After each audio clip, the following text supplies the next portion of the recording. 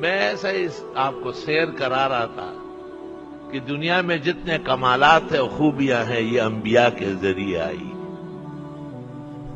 اور جتنی خرابیاں ہیں، نقائص ہے، عیوب ہے، شیطانی سوچ اور فکر ہے، یہ شیطان بے ایمان کے ذریعے آئی۔ اس لیے آدمی جب نیکیوں کی طرف بڑھتا ہے تو ان کو انبیاء کی دعائیں حاصل ہوتی ہیں، اس کا دامن نکھر جاتا ہے، اس کا رفتار بلندی تیز ہو جاتا ہے، اور جب یہ پاک دامنی سے ہٹ جاتا ہے، نجاست اور غلاظت میں پڑ جاتا ہے، پھر یہ حلال و حرام نہیں سمجھتا، پھر یہ ماں پر بھی ہاتھ اٹھاتا ہے اور باپ کے خلاف بھی باتیں کرتا ہے، اپنے استاد اور شیخ کے ساتھ بھی بے ادبی سے پیش آتا ہے، کیونکہ شیطان کا یہی مزاج ہے اور یہی اس کے اخلاق ہے۔ ہر دور اور ہر زمانے میں انبیاء ایک مقدس طبقہ تھا۔ مرد مردانگی کا مظاہرہ کرے، غیرت سے رہو، اپنی بیٹی بہن والدہ سے بھی درخواست کرو کہ برقع لے، اپنے جسم پر جو کپڑا ہے علماء اسلام کہتے ہیں اس کا بھی مرد سے پردہ ضروری ہے، جو کرتا شلوار ان کے جسم سے ٹچ ہو رہا ہے اس کی وجہ سے وہ بھی محترم ہے، آپ پردے کا اندازہ لگائیں۔ اور حدیث میں ہے حفصہ و ام حبیبہ، پیغمبر صلی اللہ علیہ وسلم کی دو بیویاں ہماری مائیں بحکم قرآن، وہ بیٹھی ہوئی تھی اور نابینا صحابی عبداللہ ابن ام مکتوم آنے لگے، آپ نے دونوں بیویوں سے کہا احتجبا، پردے میں چلی جاؤ، اٹھ رہے ہیں۔ عبداللہ ابن ام مکتوم نابینا ہے، تو بیویوں نے کہا اعمی لا یبصرنا، وہ تو نابینا ہے، ہم کو دیکھتے نہیں ہیں۔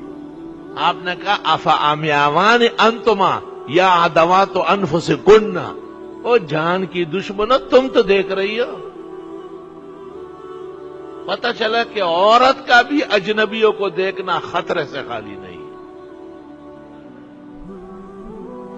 یہ پیچھے اور اس کے عورت آگے اور کھلاڑیوں کو دیکھنے کے لیے زور لگا رہا ہے، اور شرم تم کو مگر نہیں آئی۔ وہ دین جو بڑی شان سے نکلا تھا عرب سے، پردیس میں پہنچ کر وہ غریب الغربا۔ فقہا کہتے ہیں کہ خاتون کے ساتھ اگر محرم نہ ملے تو اس پر حج فرض نہیں ہوگا۔ محرم شریعت میں اس عزیز قریب کو کہتے ہیں جس کے ساتھ کبھی بھی نکاح جائز نہ ہو، جیسے بیٹا، بھائی، ماموں، چچا، تایا، نانا، دادا، پوتا، نواسا،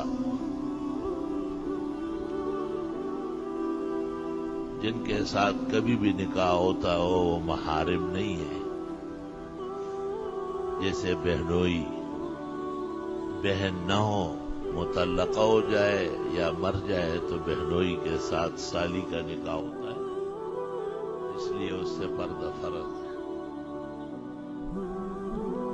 چچا کی لڑکی، ماموں کی لڑکی، تایا کی لڑکی، خالہ کی لڑکی، ان کے آپس میں رشتے ہوتے ہیں، یہ محارم نہیں ہے، ان کا ایک دوسرے سے پردہ فرض ہے۔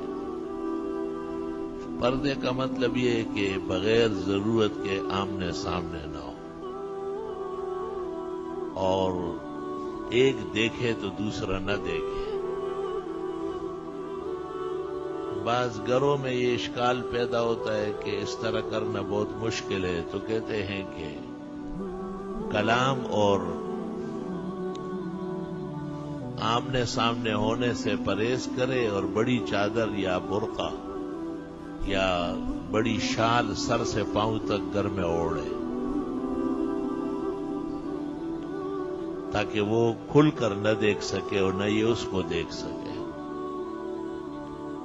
بہرحال یہ مسائل معاشرتی اختلاط نے مشکل کر دیے، حالانکہ بلا اختلاف کے مسائل ہیں کہ خاتون کا اجانب سے پردہ ہے، نہ ہم کلام ہوگی بغیر ضرورت کے،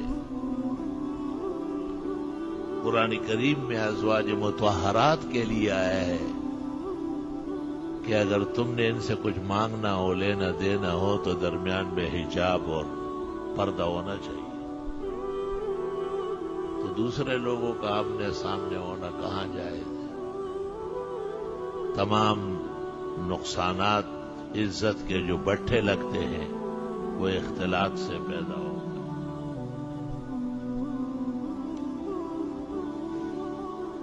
خاص طبقے کو عمل کرنا پڑے گا تو عوام کو عمل کرنا آسان ہو جائے گا۔ خواص خاص اعمال کرتے ہیں، لیکن جو مشکل مسائل ہیں ان سے بچتے ہیں۔ ایک طالب علم سے میں نے پوچھا کہ بھئی تم بابی سے پردہ کرتے ہو؟ انہوں نے نہیں جی۔ میں نے کہا شریعت کیا کہتی ہے؟ آپ نے بخاری شریف پڑھی کہ شریعت میں تو پردہ فرض ہے۔ میں نے کہا تو یہ شریعت پر عمل جرمنی اور جاپانی کریں، اور یہی قوم کہتی ہے کہ ہم بہت پردہ نشین ہیں اور شرم تم کو مگر نہیں ہے۔